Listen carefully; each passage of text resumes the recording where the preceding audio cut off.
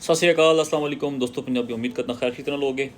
ਤੇ ਪੰਜਾਬੀਓ, ਇਹ ਜਨਾਬ ਨੇ ਇੱਕ ਕਮੈਂਟ ਕੀਤਾ ਹੈ ਤੇ ਜ਼ਾਤੀਆਤ ਤੇ ਕਮੈਂਟ ਕਰਨ ਵਾਲੇ ਨੂੰ ਅਸੀਂ ਮਾफ़ ਕਰ ਦੇਣੇ ਆ, ਉਸ ਦਾ ਜਵਾਬ ਅਸੀਂ ਦੇਣਾ ਮੁਨਾਸਬ ਨਹੀਂ ਸਮਝਦੇ ਹਾਂ। ਲੇਕਿਨ ਜਿਹੜਾ ਕੌਮ ਤੇ ਟਾਰਗੇਟ ਕਰਦਾ ਹੈ ਉਸ ਨੂੰ ਅਸੀਂ ਜਵਾਬ ਲਾਜ਼ਮੀ ਦਿੰਦੇ ਹਾਂ। ਤੇ ਮੇਰਾ ਵੀਰ, ਅਸੀਂ ਉਸ ਵੇਲੇ ਵੀ ਪੰਜਾਬ ਨੂੰ ਸੰਭਾਲ ਕੇ ਬੈਠੇ ਸਾਂ ਜਿਸ ਵੇਲੇ 326 ਕਬਲ ਮਸੀਹ ਵਿੱਚ ਦੀ ਅਲੈਗਜ਼ੈਂਡਰ ਦੀ ਗ੍ਰੇਟ ਸਿਕੰਦਰੇ ਆਜ਼ਮ ਤੁਹਾਨੂੰ ਲਤਿਆੜ ਕੇ ਨਾ ਟਕਸਲੇ ਪਹੁੰਚਿਆ ਸੀ। ਤੇ ਉਸ ਵੇਲੇ ਵੀ ਅਸੀਂ ਆਪਣੇ ਪੰਜਾਬ ਨੂੰ ਬਚਾਇਆ, ਨਾ ਕਿ ਬਚਾਇਆ ਸੀ ਸਿਰਫ, ਔਰ ਸਿਕੰਦਰੇ ਆਜ਼ਮ ਨੂੰ, ਸਿਕੰਦਰ ਯੂਨਾਨੀ ਨੂੰ ਮੱਲੀ ਜੱਟਾਂ ਨੇ ਇੱਥੋਂ ਮਾਰ ਕੇ ਵਾਪਸ ਭੇਜਿਆ ਸੀ। ਸਭ ਤੋਂ ਪਹਿਲੇ ਤਾਂ ਉਸਦਾ ਟਾਕਰਾ ਰਾਜਾ ਪੋਰਸ ਜੱਟ ਨਾਲ ਹੋਇਆ ਸੀ। ਫਿਰ ਉਸ ਤੋਂ ਬਾਅਦ ਮੱਲੀ ਜੱਟਾਂ ਨੇ ਉਸ ਨੂੰ ਤੀਰ ਮਾਰਿਆ, ਜਿਸ ਦੀ ਤੀਰ ਉਸਦੀ ਡੈਥ ਹੋ ਗਈ ਰਸਤੇ ਵਿੱਚ, ਉਹਦੀ ਲਾਸ਼ ਵਾਪਸ ਗਈ ਹੈ। ਅਸੀਂ ਉਹ ਕੌਮ ਹਾਂ। ਅਤੇ ਮੇਰਾ ਵੀਰ, ਅਸੀਂ ਉਸ ਵੇਲੇ ਦੇ ਪੰਜਾਬ ਵਿੱਚ ਬੈਠੇ ਹੋਏ ਹਾਂ।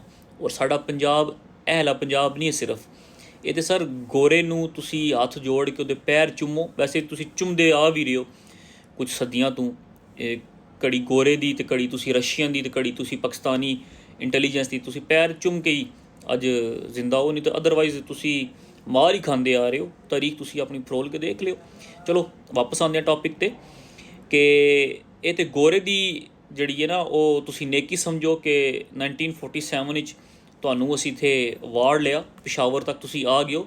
ਨਹੀਂ ਤਾਂ ਮਹਾਰਾਜਾ ਰਣਜੀਤ ਸਿੰਘ ਦੇ ਸ਼ੇਰ ਕਮਾਂਡਰ ਹਰੀ ਸਿੰਘ ਨਲਵੇ ਨੇ ਤੁਹਾਨੂੰ ਜਮਰੋਦ ਦੇ ਕਿਲੇ ਤੋਂ ਥੱਲੇ ਨਹੀਂ ਆਉਣ ਦਿੱਤਾ।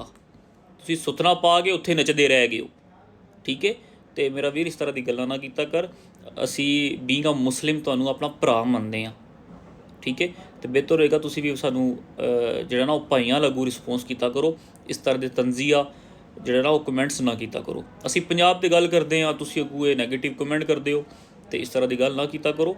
ਫਿਰ ਜਿਲੇ ਅਸੀਂ ਤੁਹਾਨੂੰ ਇੰਨਾ ਦੱਸਣ 'ਤੇ ਆਉਂਦੇ ਹਾਂ ਨਾ, ਫਿਰ ਤੁਹਾਡੇ ਕੋਲ ਨਾ ਤਾਂ ਜਵਾਬ ਹੁੰਦੇ ਨੇ, ਫਿਰ ਤੁਸੀਂ ਮੂੰਹ 'ਚ ਪਾਉਂਦੇ ਫਿਰੋਗੇ। ਠੀਕ ਹੈ।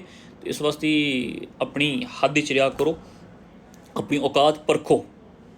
ਆਪਣੇ ਤੋਂ ਉੱਤੇ ਜਿਹੜਾ ਨਾ ਉਹ ਮੱਥੇ ਨਹੀਂ ਲਾਈਦੇ ਹੁੰਦੇ। ਪੰਜਾਬ ਜ਼ਿੰਦਾਬਾਦ ਅਤੇ ਪੰਜਾਬੀ ਜ਼ਿੰਦਾਬਾਦ।